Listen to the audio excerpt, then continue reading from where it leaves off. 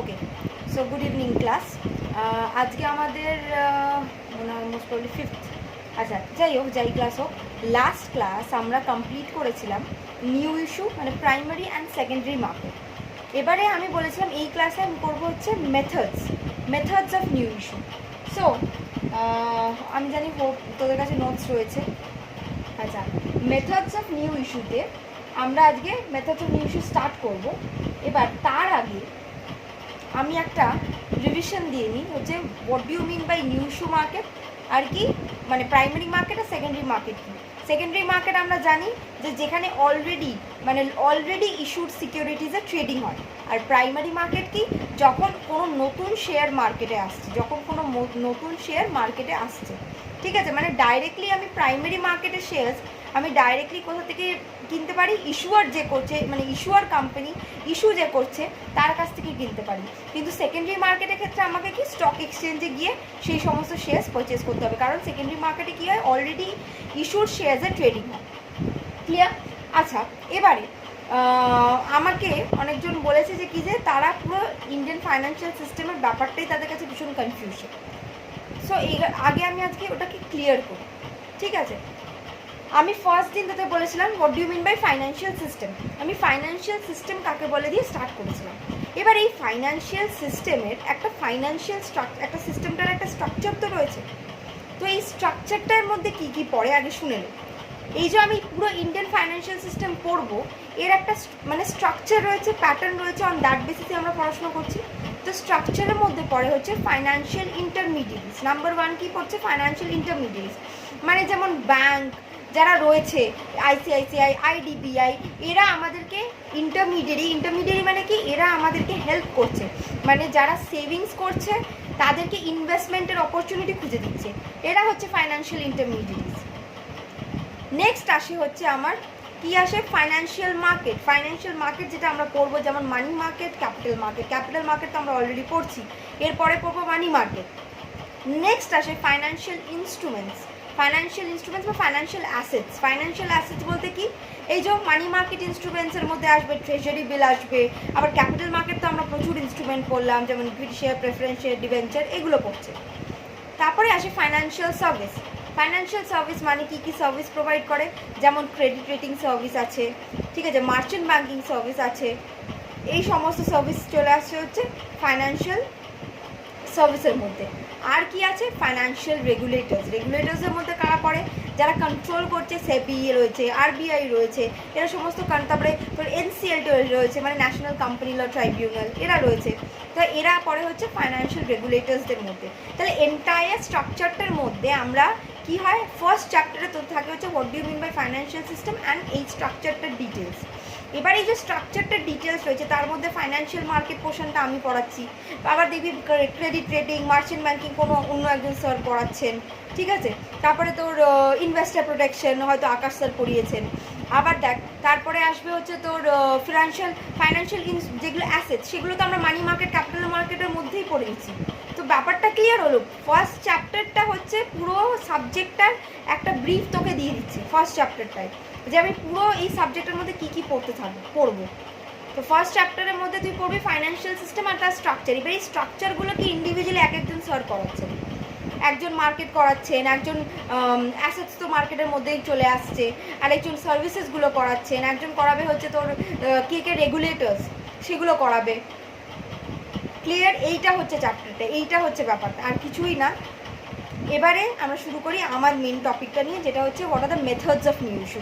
আরেকবার বলে নিই, নিউ ইস্যু মানে হচ্ছে কোনো শেয়ার যখন নতুন মার্কেটে ইস্যু হচ্ছে, ঠিক আছে, সেটা হচ্ছে প্রাইমারি মার্কেট। আরেকটা কি আসছে, আরেকটা secondary market, already issued share আছে যেখানে ট্রেডিং হচ্ছে। এবারে এই নিউ ইস্যুর কিছু মেথডস আছে, যে আমি যখন নতুন শেয়ার আনবো তার কিছু তো মেথড থাকবে যেভাবে আমি ইস্যু করবো। আমার নোটসে দেখবি দেওয়া আছে ফার্স্ট মেথড হচ্ছে পাবলিক ইস্যু। ফার্স্ট মেথড আমি কি বলছি, পাবলিক ইস্যু মানে হচ্ছে আমি যখন পাবলিককে শেয়ার ইস্যু করছি। এবার দেখ, বলা হচ্ছে কি ইনিশিয়াল পাবলিক অফার আর follow on public offering, FPO বা আইপিও, মানে পাবলিক ইস্যু আবার দুভাবে হয়, একটা হচ্ছে ইনিশিয়াল পাবলিক অফার আর একটা হচ্ছে ফলো অন পাবলিক অফার। তাহলে দুভাবে হয়। পাবলিক ইস্যু কীভাবে, একটা আইপিও ভাবে হয়, একটা হচ্ছে এফপিও ভাবে হয়। আচ্ছা, আইপিও মানে কি? আইপিও মানে একটা কোম্পানি যখন for the very first time, একটা কোম্পানি যখন for the very first time shares পাবলিককে ইস্যু করছে, এর আগে কোনো দিন করেনি, এই for the very first time shares কী করছে, পাবলিককে ইস্যু করছে, তখন সেটাকে আমরা বলবো হচ্ছে আইপিও, মানে ইনিশিয়াল পাবলিক অফার। এবারে এই কোম্পানিটাই যখন পরবর্তীকালে আবার সাবসিকুয়েন্ট ইস্যু করবে, সেটাকে বলবো কি, ফলো অন পাবলিক অফার। আবার বলি, নিউ ইস্যুর সঙ্গে কিন্তু গোলাপি না, নিউ ইস্যু বা প্রাইমারি মার্কেটের সঙ্গে এটার কোনো লিঙ্ক নেই। নিউ ইস্যু বলছে হচ্ছে আমি কোনো নতুন শেয়ারসকে মার্কেটে আনছি, যেই শেয়ার ছিল না, আমি সেই শেয়ার মার্কেটে ইস্যু করছি। ক্লিয়ার? আর এখানে বলছে যে মেথডস অফ নিউ ইস্যু, কীভাবে করছি, এই নতুন ইস্যুটাকে কীভাবে করছি, দুভাবে করতে পারি। কি, একটা পাবলিক ইস্যু দিয়ে করতে পারি। পাবলিক ইস্যু কীভাবে হতে পারে, আবার পাবলিক ইস্যু হয় দুভাবে, একটা ইনিশিয়াল পাবলিক অফার হয়, একটা ফলো অন পাবলিক অফার হয়। তো ফলো অন পাবলিক অফার বলতে কী বোঝাচ্ছে, অলরেডি যে শেয়ার্সগুলো ইস্যু আছে, সেই শেয়ার্সগুলোকে নিয়ে আমি কি করছি, আমি আবার যখন অলরেডি শেয়ার্স ইস্যু না, কোম্পানি যখন সাবসিকুয়েন্ট শেয়ার ইস্যু করছে, ঠিক আছে। এবার এই সাবসিকুয়েন্ট শেয়ার ইস্যুটা, ধর আগে কোম্পানি শেয়ার এ ইস্যু করেছিল, এবারে এমন একটা শেয়ার আনলো, ধর শেয়ার বি, যেটা আসেইনি মার্কেটে, তাহলে কিন্তু এ শেয়ার ইস্যু করার পরেই বি শেয়ার ইস্যু হচ্ছে, তো বি শেয়ারটা সাবসিকুয়েন্ট ইস্যুর মধ্যে পড়ছে, কিন্তু বি শেয়ারটা আগে কিন্তু মার্কেটে কোনো দিন ছিল না, এটা একটা নতুন শেয়ার মার্কেটে আসছে, তাই সাবসিকুয়েন্ট যে ইস্যুটা হচ্ছে বা ফলো অন যে পাবলিক অফারটা হচ্ছে, সেটা কিন্তু নিউ ইস্যুর মধ্যেই পড়ে যাচ্ছে। ক্লিয়ার? এইভাবে একটা নিউ ইস্যু হয়। আর আরেকটা কি, ইনিশিয়াল পাবলিক অফার বলতে বোঝাচ্ছে আমি কোম্পানি, কিন্তু আমি জীবনে কোনোদিন পাবলিককে শেয়ার ইস্যু করিনি, আমি for the very first time পাবলিককে শেয়ার ইস্যু করছি। আমি কোম্পানি, আমি কোনোদিন জীবনে কী করে নিই, পাবলিককে শেয়ার ইস্যু করিনি, আমি for the very first time করছি, that is initial public offer. Clear? এভাবে তাহলে দুভাবে হয় হচ্ছে নিউ ইস্যু, একটা হচ্ছে তোর পাবলিক ইস্যুর মধ্যে আইপিও আর এফপিও। ক্লিয়ার? এবার আসি হচ্ছে তোর দেখ, নেক্সট আসে হচ্ছে আরেকটা হচ্ছে অফার ফর সেল, এটাও কিন্তু পাবলিক অফারের মধ্যেই পড়ছে, মানে পাবলিক ইস্যুর মধ্যেই পড়ছে। অফার ফর সেলে কি হচ্ছে দেখবি, অফার ফর সেলে কিছুই না, অফার ফর সেলে হয় হচ্ছে কোম্পানি নিজে শেয়ার ইস্যু করে না, কোম্পানি নিজে সিকিউরিটিজ ইস্যু করে না, কোম্পানি কী করে, কোম্পানির বিহাফে একটা ইস্যুইং হাউসকে রেসপন্সিবিলিটি দিয়ে দেয়, কোম্পানি একটা ইস্যুইং হাউসকে রেসপন্সিবিলিটি দিতে, ধর আমি আমার বিহাফে আমি একটা অন্য ইস্যুইং হাউসকে, তোদের মধ্যে অন্য একটা কোনো ইস্যুইং হাউসকে রেসপন্সিবিলিটি দিয়ে দিলাম যে আমার কোম্পানির শেয়ার তোমরা ইস্যু করো। এর মানে কি, রেসপন্সিবিলিটি দেওয়া মানে কি, তোর কোম্পানিকে আমার কোম্পানির শেয়ার ইস্যু করতে হবে, সমস্ত ফর্ম্যালিটিস ফুলফিল করতে হবে, করে ইস্যু করতে হবে, তার বিনিময়ে তোকে তো নিশ্চয়ই কিছু আমি একটা দিচ্ছি পার্সেন্টেজ। এই জন্য ইস্যুইং হাউসগুলো কাজ করছে। এতে কি হয়, কোম্পানির বার্ডেনটা কমে যায়। তো কোম্পানি যখন কি করছে, নিজেই শেয়ার ইস্যু না করে ওটা ইস্যুইং হাউসকে দিয়ে নিজের শেয়ার ইস্যু করাচ্ছে, তখন এটাকে আমরা বলি হচ্ছে অফার ফর সেল।